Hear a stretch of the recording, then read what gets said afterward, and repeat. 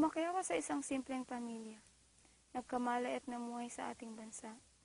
18 taon na ang nakalipas. Ngunit bakit ang problema noon ay siya pa ring problema ngayon?